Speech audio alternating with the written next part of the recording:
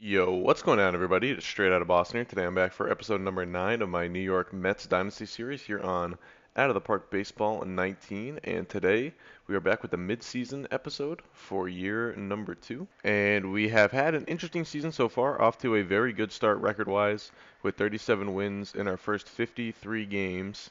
But we have suffered a couple big injuries that have really derailed our hopes moving forward, one of which Noah Syndergaard, pretty much the worst, probably the worst possible thing that could have happened to me in this game is Noah Syndergaard getting Tommy John. Um, so, I mean, that just really stinks. Like we haven't locked him up yet to an extension, so that's a good thing, I suppose. But I mean, we'll see how his ratings. I mean, the Tommy John is a big variable in this game. The ratings can come back and be very different. Like his control could be down to like a 50 or something, and it just would, turn him into a lesser pitcher. And Syndergaard is a big key for us if we're going to be like a successful World Series winner. I think Syndergaard's going to have to be like the ace of the staff. I mean, it's possible to win without him, but you can see the rotation looking pretty bleak now because Steven Matz also got hurt with a torn triceps, and he was actually having a pretty solid year.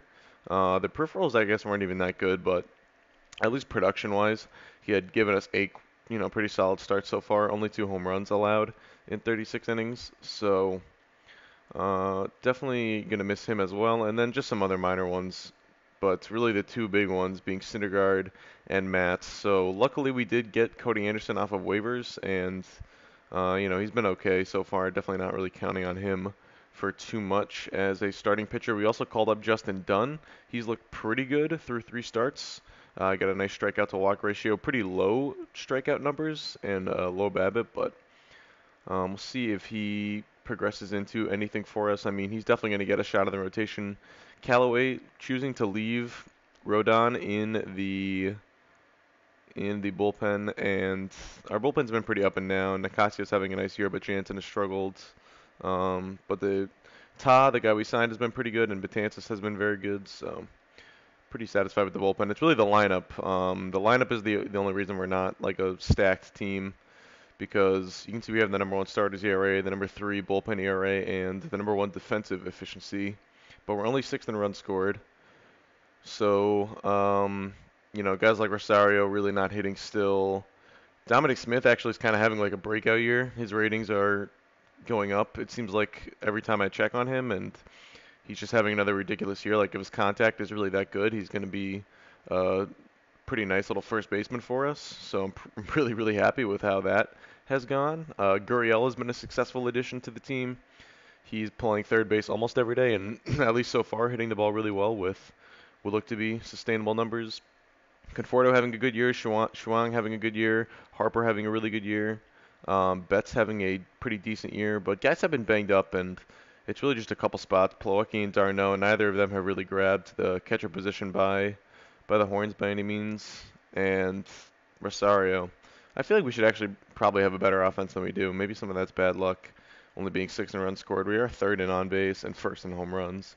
So I'm sure we'll score more runs as the year goes on, but it's definitely going to be the pitching that could potentially do us in now with 2 major injuries like that. But we've got the first-year player draft, so I think we're not picking till the the supplemental round because signing Harper forfeited our first-round pick, but we got a pick for losing Asdrubal Cabrera. Pretty funny still in hindsight. All right, so let's look at some of these players. So a big thing that people gave me advice on after the last draft was to keep players' personalities in mind and that these are pretty important in this year's game. So I definitely am going to keep a closer eye on that. Santiago has pretty big demand. Holland is a little bit more manageable, but I don't really like either of those guys to be honest. Um, just go this way. This guy has good scout scout personality. This guy looks pretty nice. He's able to captivate his audience. I don't know what that means. Cody Freeman. And I'm not sure if I'm only looking at batters, but here we go. Pitchers. Yeah, none of these guys really blowing me away by any means with their 3-star ratings. I feel like I've seen Connor Scott be good in this year's game. Maybe it's last year's game. I'm not sure. All right, our head scout did want us to go with Jake Holland, the catcher with the big power potential. So I'm gonna go with that. Meet the demand. Seems like that would be, I mean, if he pans out to what the scout thinks he could be, that would be a pretty solid catcher, and that's definitely something we need. All right, the next guy I'm going to take, I think, is this Kendall Williams. He has unknown demand, so it's going to take a little bit to sign him, but I kind of like he's really like the only good pitching prospect that I even like semi-like that is left, so I'm just going to take him and then feel like I have some sort of chance of developing pitching out of this draft, other than maybe a reliever. And I think our next pick is going to be this Spencer Keith guy. He actually is the one my scouting director wanted to get before I got the pitcher, but yeah, he's got pretty decent offensive potential according to our scout. So we'll trust him there. And now the scout wants us to take this guy named Drew Rom, but that sounds too much like Drew Palm, as in Drew Pomerantz to me. So I think I'm just going to end up taking Tyler Acosta because he has great personality and he's another unknown demandee, but that's okay because I kind of like him better than the pitcher we got anyway. And now I'm going to go with Grayson Bird because he looks like a good player to me. I don't know about you guys, but those ratings really screamed future Hall of Famer. All right, and now that we're into the sixth round, I feel like we've done our portion of all that can be expected of us in this first year player draft. And then we will negotiate our demands. I know two of the guys we drafted are going to have to be actually negotiated with. And here we are, Kendall Williams and Tyler Acosta. I don't really think we have much of a draft budget this year because we're spending most of our allotted payroll. So we don't have like an extra draft budget. But uh, what is Williams' demand? 1.8. If we traded like one player, maybe we'd be able to. But honestly, I think I like Tyler Acosta more just because um, look at his personality, and he profiles as a pretty good defensive outfielder based on what his ratings are right now as an 18-year-old. So I think I'm going to go with him. He's got that good power bat. I think maybe his bat could even develop into something a little bit more. Plus, if we don't sign Williams, we get a second round compensation pick versus if we don't sign Acosta, we get a fourth round compensation pick. So I think I'm going to focus my efforts on Acosta, and I'm just going to give him a $5 million bonus because that's how much I believe in him. Well, this is just pretty unbelievable. The rash of pitcher injuries that we are suffering right now is very Mets-esque, I should say. Actually, it's not even that unbelievable. But now Rafael Montero, who had been again giving us good production, although it seems like our defense is really helping out some of our pitchers this year with the low ERAs compared to like what a lot of the peripherals are saying about how these guys are pitching. So maybe it's really not a big deal. Maybe we're actually in a good position to survive a lot of pitching injuries, but we do have, plenty of guys in AAA who are star and a half that, maybe would get a bump from getting major league experience. I guess David Peterson is pretty much the next in line. Him or Mickey Janis, who's 31. So probably the other guy. I guess we could go with Andrew Church, but he's been stinking it up in AAA with an 8.20 ERA. Playing in Vegas is tough, though. I know that's a very hitter-friendly ballpark, and I'm sure this game is aware of that because this game is very smart. Andres Jimenez. He looks like he could be coming up pretty soon. He could be that potential long-term shortstop for us. So maybe if we were to target a shortstop at the trade deadline, we could just aim for a rental. We also did just get Jamie Callahan back from the DL, so we could. I guess I'll give Davidson a start and send Conlon back down, but Conlon I had been pretty much using as the second lefty, which we don't really need. I'm not too worried about having two lefties per se,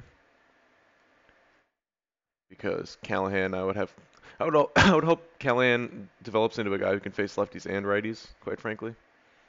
Wow, Acosta still did not sign with us even though we offered him $5 million. That stinks. I wanted you, Tyler Acosta, and you just really did that to me. I'm gonna offer Kendall Williams 4.25, and hopefully he signs. So we have advanced all the way up to July 2nd now, and we can start negotiating with international amateurs. So taking a look at the guys who are available. Let's just. All right. So pretty good. A couple pretty good prospects here, I think.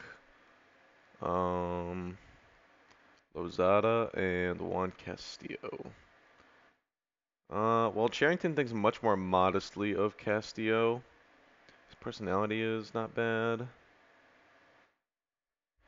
This guy looks like he has pretty good personality, and he has good defensive ability in the outfield, which I kind of like. Um, I know the position ratings aren't good yet, but I think that's just more to do with experience based on what the ratings are.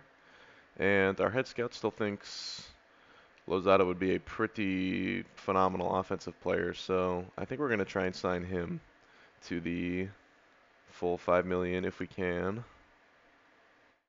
And we do not. Okay, so we have like no money after signing Kendall Williams. So that means we could, well, it's going to get tricky because we're going to have to make trades to the Major League roster too.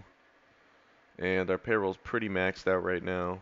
I think maybe we could try and trade Todd Frazier to give us a little bit of money. All right, so this is going to be one trade that does a couple things for us. It's going to save us a few million bucks rest of the year trading Todd Frazier for Aaron Altair, who doesn't really look like a big leaguer, but only makes 2 million bucks with 1 year left on his deal, compared to Todd Frazier, who makes 9 million bucks with 1 year left on his deal. And he is actually not playing that poorly. OPS plus 101. So not too great either, to be honest, but he is playing that backup corner role for us, and I'm actually going to pull out this trade and call up Peter Alonso, because Alonso has kind of been knocking at the door for a while now, and he is right-handed, so maybe he could spot Dom Smith occasionally against lefties. I wouldn't really want him playing that much. He's not even listed as the backup first baseman again. Oh, this is DH actually. What am I doing? Here we go. So, yeah, Alonso's got pretty good, pretty solid offensive looking ratings. Definitely not going to be a third baseman, I don't think. But yeah, we'll see how he does. I mean, at the very least, could be a good pinch hitter for us. Probably equal to or better than Todd Frazier anyway. So that's pretty much fine. We have Cicchini who can play third base, and apparently Lagares can too. Although Lagares is going to be someone I consider moving now that I have Altair, because that would free up even more money for us, which would allow us to get a little bit more creative in terms of getting some pitching. But now we're gonna make the offer for Lozada because I really do want this guy. And yeah, that leaves us with about 2 million left. So trading Lagares could be feasible at this point, but let's just see if we get Lozada, because I definitely would rather invest the 5 million in Lozada than whatever pitching we get back this season in the deal. And Lozada did sign, so that is excellent news. And yeah, I'm pretty excited about him as a prospect. His personality rating gives me hope as well. So, and it's July 4th. I'll take a minute to talk about how the team has been doing before skipping ahead a little bit further. But we played about 500 ball in June, pretty up and down. Obviously still pretty weak in our starting pitching. We're definitely going to be looking to trade for probably one starter and one bullpen piece. That would shuffle things around a little bit, but I think I want to keep Dunn in the rotation. Honestly, even two. I guess Cody Anderson's actually been pretty good. So maybe I will keep him in the rotation. I don't know. But I guess if he continues to pitch well, maybe just one starter.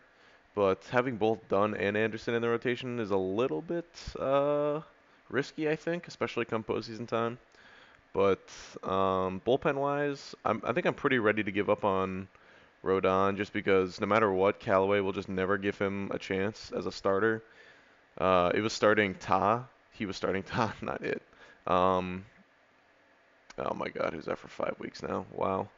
But they actually gave Callaway gave Ta 3 starts over giving Rodon even one. So um, that pretty much says all I need to know about Rodon and his chances of ever having an impact on this team. So I'm pretty ready to dump him for a roster spot. And then Robles came back. He's been pretty solid so far in only 7 innings of work, so we'll see how that goes. But Drew Smith looks like he could be sent down pretty easily. He has not really stuck out in his appearances so far. That Juan Nicasio trade proving to be pretty important for us so far because he's been very good in a bullpen that has otherwise lacked depth. So definitely giving us good middle relief. But yeah, luckily we were, about 20 games over 500 when like Syndergaard got hurt, and we're still 20 games over 500. And if we finish 20 games over 500, we'll probably make the playoffs. Looking at the division, we have a good lead on Atlanta and an even better one on everyone else. Pretty much Atlanta, I'd say, is the only threat. I don't think any of these other teams are going to have much of a say. And beyond that, Atlanta, they're behind in the wild card standings, so yeah, definitely got to focus on winning the division. But I mean, Atlanta's a talented team. Obviously, they have a lot of talent in this game, so they're going to be a force to be reckoned with. But we'll see if it's this year or perhaps in later years down the road. So our only uh, expiring personnel this year is Gary DiSarcina, who is from Malden. I think he's former Red Sox staffer, maybe their AAA manager. I don't quite remember the exact role, but average, pretty average reputation. But I kind of liked his overall roster strategy, and of course he's from Mass, so I'm just gonna extend him. No reason I think to mess around with the bench coach, considering we've been pretty successful the first year and a half here. All right, and I actually found a trade for Aaron Altair, which I'm just gonna do.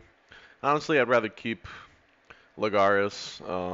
I mean, I might still try to move him anyway, but I don't think Altair is going to be a good replacement for a fourth outfielder.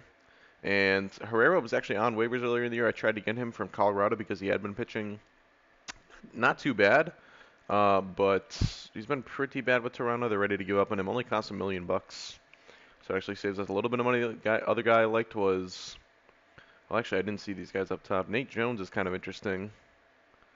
He makes a little bit of cash. He hasn't really been good for a couple years, but he's pretty good in real life. Pretty underrated. There was also Sam Dyson, but we'd be taking a little bit of a hit on the money in that trade. So I'm gonna go for Herrera instead, and have to put Ta on the DL still. So that's a pretty easy roster move to make, and we will activate Herrera. All right, so we're just coming out of the All-Star break now. 23 games over 500, slight improvement from where we were, and we actually just took 2 of 3 in a pretty important set. Actually, we split, never mind. But we won the last 2 games at least against Atlanta, so we're still 10 up on them.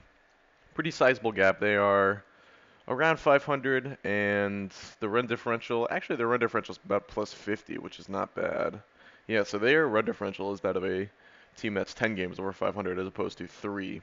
So there's still definitely a threat. I definitely want to improve the roster, even though we have a pretty big lead. The fact of the matter is I think we still have enough talent on the team to compete in the playoffs, especially considering what our lineup should be. Even though, I mean, guys like Smith are still having big years. Gurriel and Chuang's numbers have both come down, but Conforto and Harper with 27 home runs each, and Betts with almost a 370 OBP in the leadoff spot. So that's pretty good for us. I think our lineup is going to be pretty fearsome come October, assuming we get there. So if we can just improve, and you combine that with the fact that we play really good defense, I think if we just get a couple other pitchers, we could still definitely be a World Series contender. Even though the caliber of play from us hasn't been that great last month or two. But like I said, I still think we have enough talent. I think, guys like Jansen are having down years, but I think that'll correct itself eventually. And Callahan too. Callahan's gonna break out at some point. The numbers have never been good, but I think he will break out at some point. We'll see. All right, so I think I found pretty much the best I'm gonna be able to do here, and really our tight budget restricts us. All the guys in the trading block have big contracts. There isn't like a young, cost-controllable start or anything on the market. So we're looking at James Paxton from Seattle, who is a bit of a diminished version of James Paxton, not going to lie. He's not having a very good year. Didn't have a great year last year, but I've seen him be up and down in this game, and although the ratings aren't great, still got 1 year of team control left after this one. Does make a good chunk of change. So I mean, maybe we'll keep him next year, maybe we won't. But he makes about what Lagares makes. So this was pretty much our avenue for getting a starter, and I don't want to give up Lagares, but at the end of the day, he is what he is. He's a free agent after next year, but realistically, I probably wasn't picking up his team option anyway.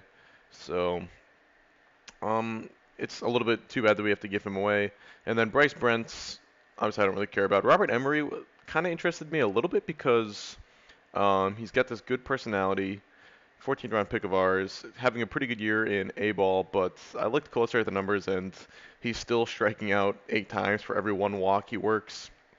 So that is not a formula for success. And 64 strikeouts in 240 plate appearances or so. That's like a 27, 26, 27, 28% strikeout rate. So he's still striking out a ton, and I just don't really think it'll turn into anything, but we'll see. And we're also going to get James Pazos back, who is a decent little reliever, left-handed, which I like.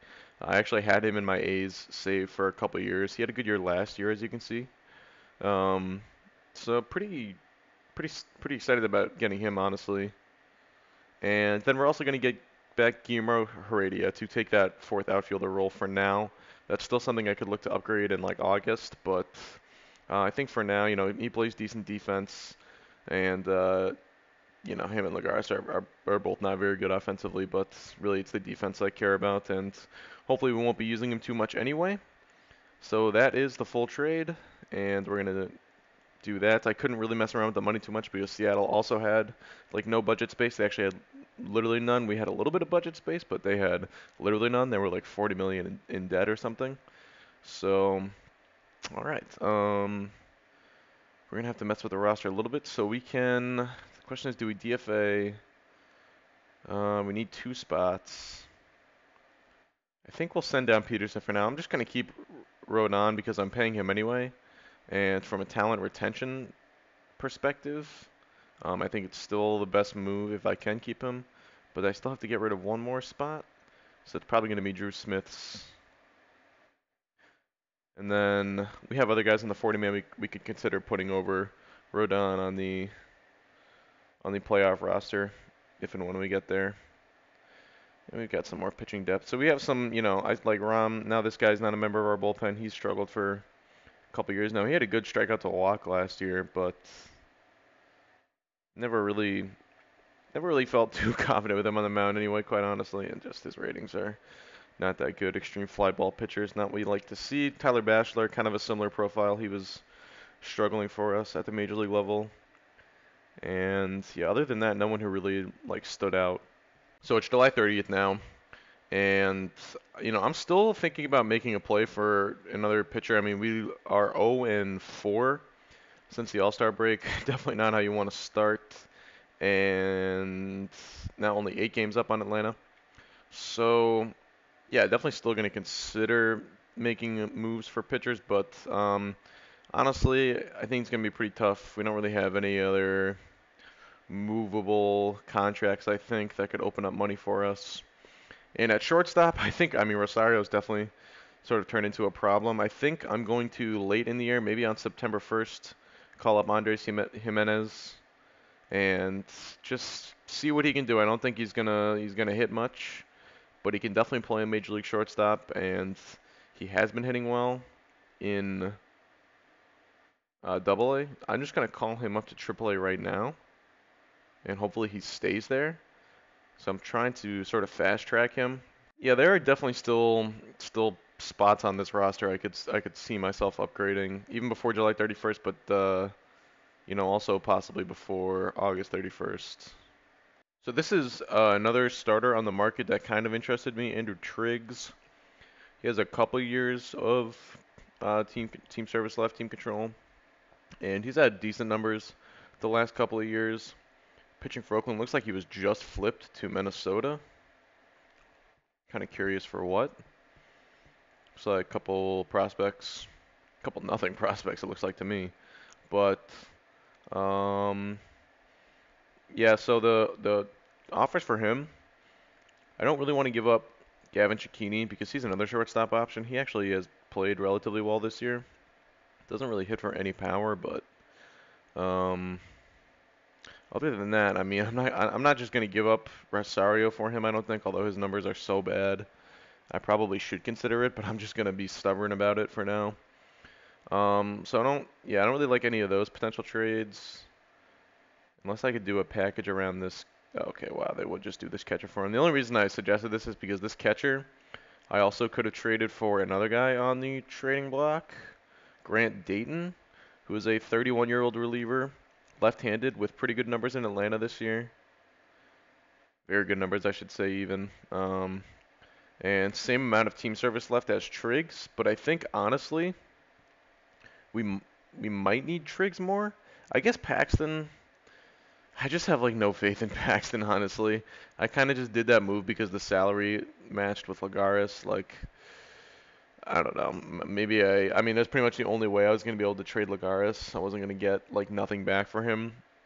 I was going to be able to do a salary dump. So, yeah, I don't know. I mean, I do want to keep Dunn in the rotation because, I mean, he's been effective and I just want to continue to let him develop. And Anderson has probably pitched too well to take out of the rotation. So, I'm not even sure we really have a rotation spot for Andrew Triggs. But the problem is, beyond those five guys, like, I have no confidence in anyone. So that's where a guy like Triggs would come into play a little bit. He could even take Rodon's spot on the roster. See how I pronounce that one correctly? I'm not sure I could trade Rodon for anything. I might even be able to DFA him and get him into AAA, quite frankly, because he makes like 2.6 million bucks. So I just don't think anyone is going to take that money. All right, so there were a couple Rodon offers. The only one I kind of liked was this Justin Bour one, even though we don't really have a spot for him. I guess he could take Peter Alonso's spot and just be our pinch hitter off the bench. I guess that's kind of what Philadelphia traded for him to be recently. I mean, I'm not even really opposed to doing that if I'm just gonna straight DFA Rodon. I think I'm gonna trade this third catcher I have, Mazika, for something. I'm just not sure what. If it's gonna be Dayton or if it's gonna be Triggs. But I think we get one more arm and we just get rid of Rodon. Maybe flip Rodon for Bour and go from there. So a couple intriguing offers for Mazika.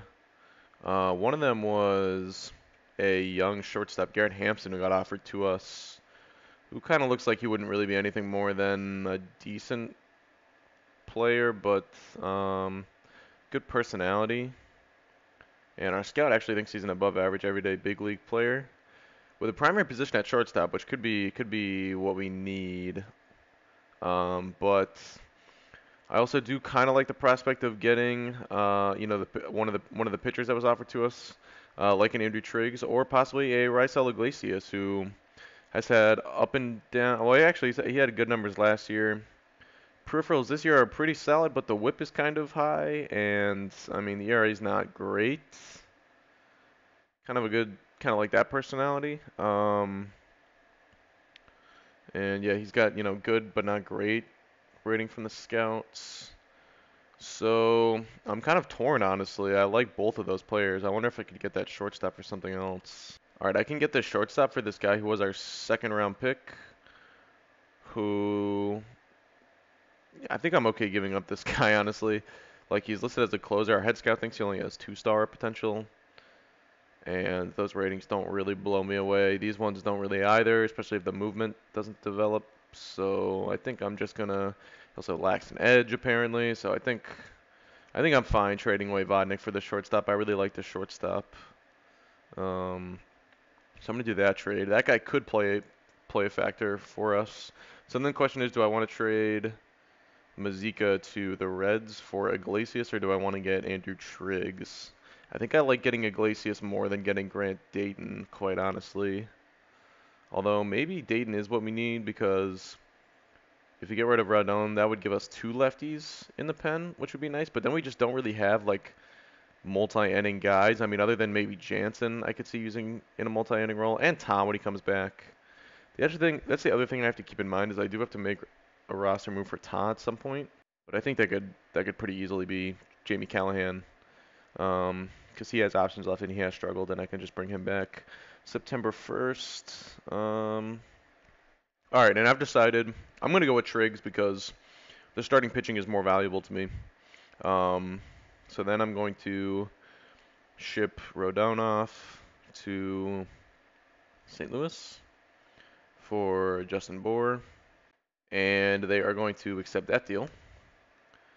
So now we are going to send down Peter Alonso, who I still intend on using. Probably not going to get a playoff roster spot unless someone gets hurt at this point.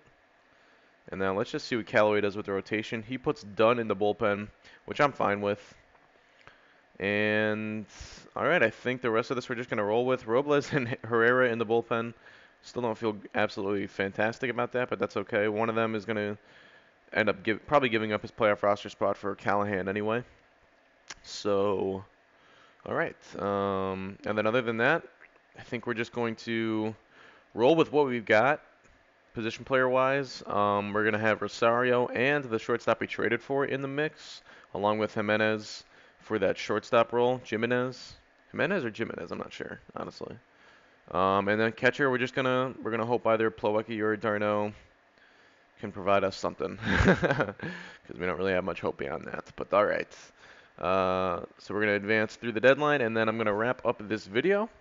And the next episode, unless the division race gets tight, it will probably be the division series. But if the race is tight at the end of the year, or if we're in danger of losing it, which could happen at this point, but there we finally won a game after the All-Star break.